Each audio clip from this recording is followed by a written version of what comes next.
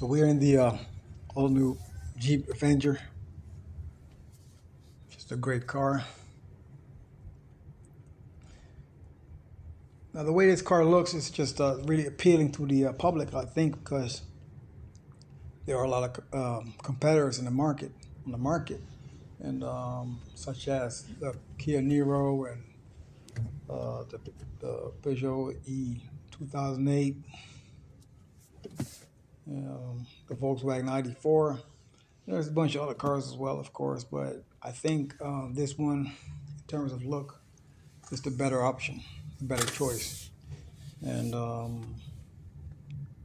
it's not cheap.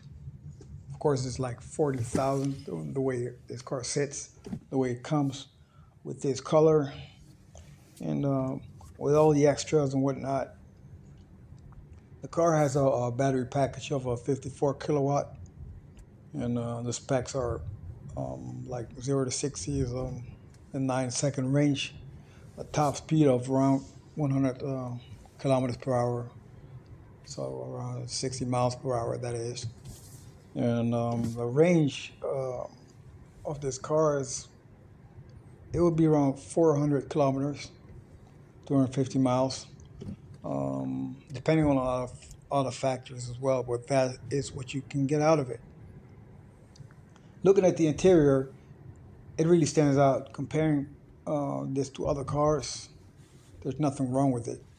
I like the way they've done the part. That same color as the body of the car. That looks very splendid. With that, it kind of stands out with the other cars, I reckon. The touch screen is a little bit on the small side, I think, but other than that, it does the job and it's not really annoying. What is annoying is the sound of the indicator, turn signal. It's kind of loud, but I think you get used to it. But as we speak right now, it's kind of, I haven't yet gotten used to it, so it is kind of annoying. Let's just continue this drive.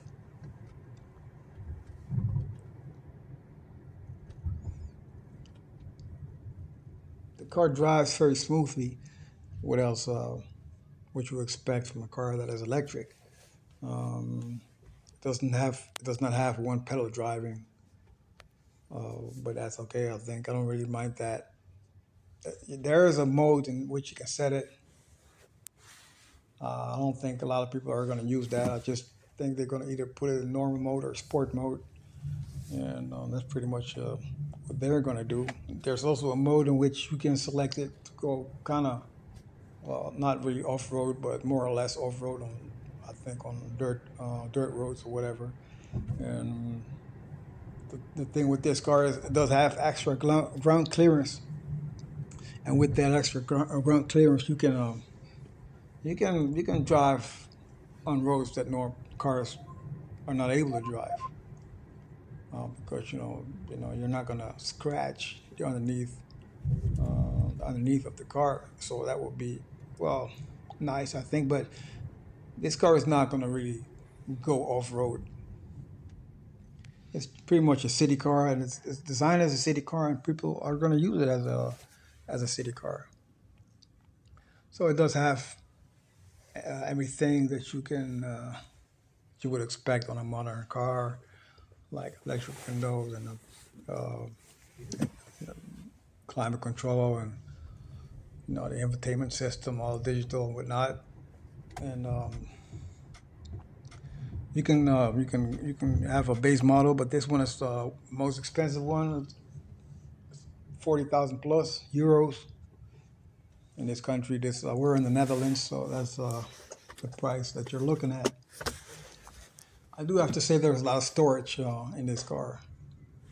You can just tuck a lot of stuff away that you have laying around, like mobile phones and wallets and sunglasses or whatnot. There's just room for it pretty much everywhere you look. Start stop button. Of course, it's an electric car, so they all have that. The thing about this car, like I said, it goes from 0 to 60 in around 9 seconds. 0 to 100 kilometers per hour around 9 seconds.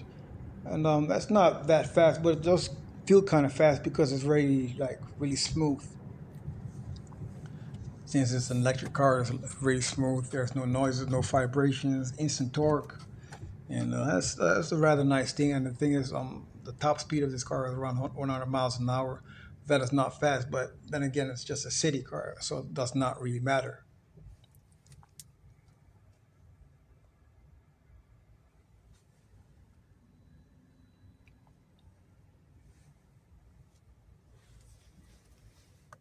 Yeah, you got controls on the steering wheel, of course. There you have all your buttons you need for the climate control and the interior air vents. Everything is just very well thought of.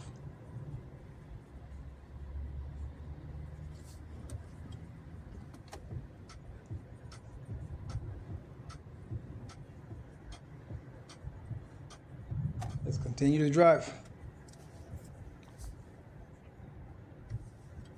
So far, so good, I would say. I have this car for a day now, and I feel really comfortable with it. I really like the way it looks, as opposed to the all the other cars that are out in the market in the same segment, the B segment, such as the Volkswagen 94 and I don't really like the Kia Niro. They look kind of bland, but this one looks very sporty. I would say.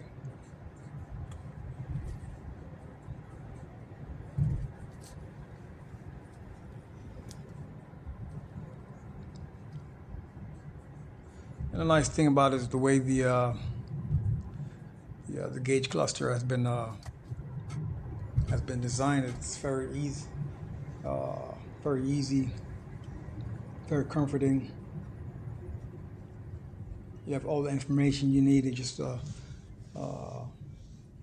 glance. And that's pretty nice, I reckon.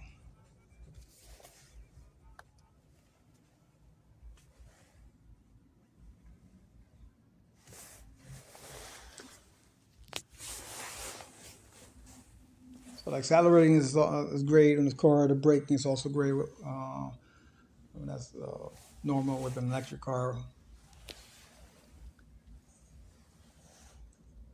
Look at the seats are just very sporty.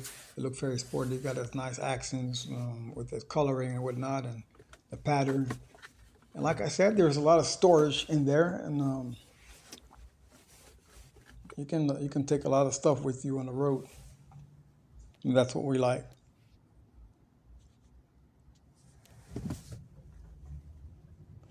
So the one thing I would like to say about this car is that it's very easy to really get used to it because everything that you need is there, and everything that you need is there, and it's not really like you don't have to go search for a lot of stuff because it's rather self-explanatory.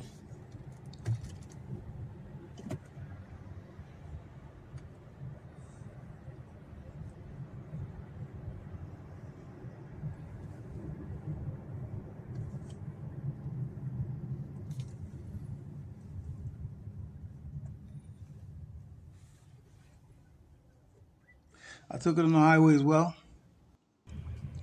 I really liked the way it drove. It drove very sturdy, even though this car does not have four-wheel drive or all-wheel drive for that matter. It's just a front-wheel driven vehicle, but it handles it handles good.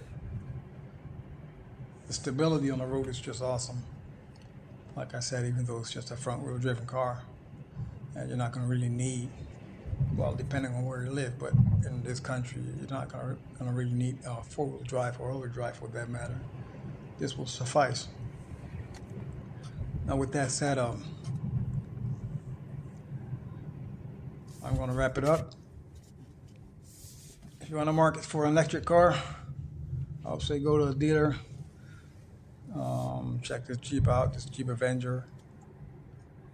That's pretty much it. Thanks for watching.